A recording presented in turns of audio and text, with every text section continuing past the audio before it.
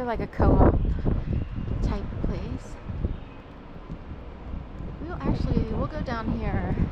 My issue with the craft fair is I was out early yesterday and someone was getting their tent prepared at 4:35 in the morning. So 4:30ish, 5 a.m. in the morning. And it's the same clowns that might have had a setup last year. The tent is in a very specific position, and a whole series of events show unfolded. And in a way, I wondered, like, what if somebody was really offended by them because of what they did? I was shown, like, there's a car over here by Metropolitan Bakery. You're not supposed to know that it's there, and it's part of a setup that they're doing. It's like a signal. Whole thing.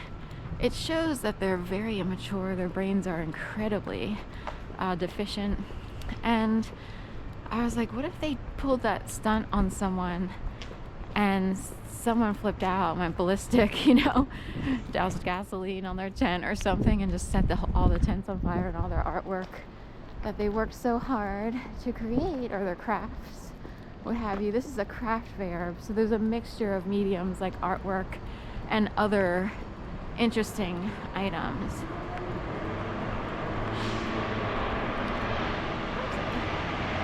A delivery truck coming down here.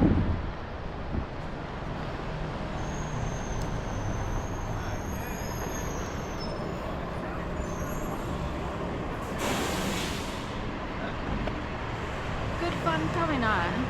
Not if you're with the FBI. Sun chips.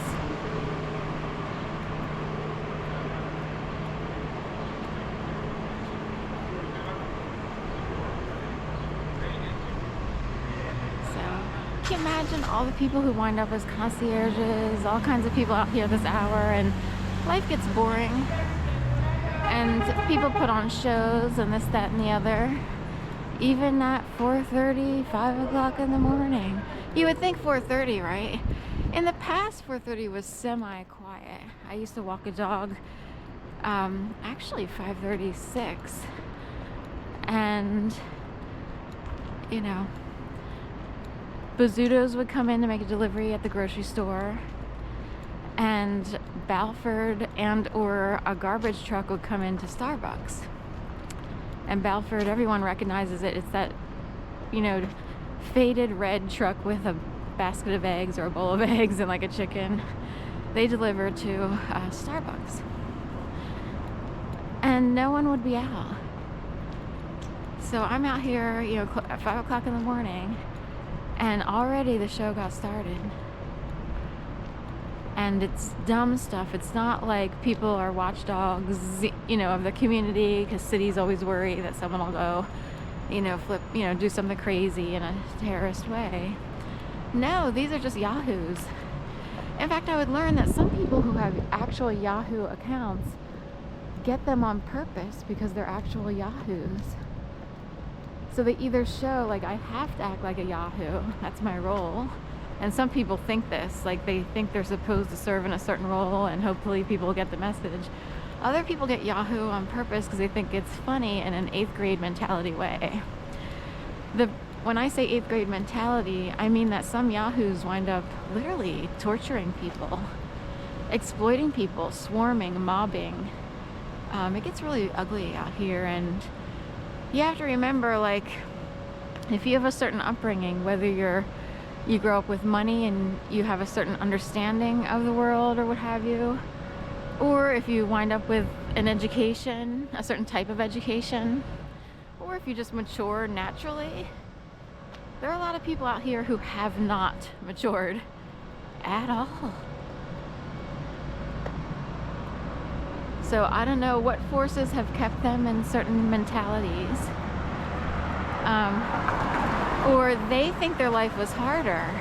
Then come to find out, it's possible during upbringing they grew up in a certain community, but you would be surprised what some people have endured in other realms. So some people who are, you know, quote unquote mature and run communities, they see these people as babies. Those people would not love it if they knew how other people actually saw them. And some people even see themselves as controlling those people in a puppeted fashion. Oh, we got the doorman, we can handle him. We know exactly how to operate him. And Beetlejuice is real, ladies and gentlemen. There's a reason it came out again with Beetlejuice 2, or a remake of Beetlejuice. And Beetlejuice is about puppeting. It's not about just a ghost or whatever. I don't even know. I just know the dinner scene says it all. With the Deo, daylight come and will not come. And interesting, in true show fashion, here in Philadelphia, the district attorney's office, which has the acronym DAO, if you were to go to their website, you would see in big letters, and I don't know, are they red, white, and blue, or?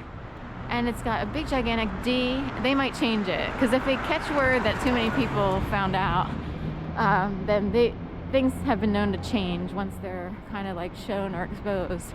But big gigantic DAO, and as soon as you open it up, like what I got was Deo, and that's the district attorney's office. So in Philadelphia, at least, there would be an understanding that people are handled. So you can either handle them in a good way and know, like, all right, we already know this happened, Your Honor, because there's a lot of, they will lift their heels. They will lift their heels to show that people are puppeted. They'll stand there and go up on their tippy toes. Lawyers are known to do this. They're trying to signal. Senators, people in Congress. And they will show that they know someone's puppeted to the point of no return. And those people sometimes wind up, flipping out. So I'm just here to say, we have an entire constitution, an entire government system. And some people in that system recognize that people are handled and puppeted, dare I say. And some people don't recognize that. They may not know. They could make it to the Supreme Court judge position and not even realize that people are heavily handled. Can you imagine someone making decisions based on self-righteousness as opposed to awareness about what's really going on this planet Earth? Okay, well, have a great day.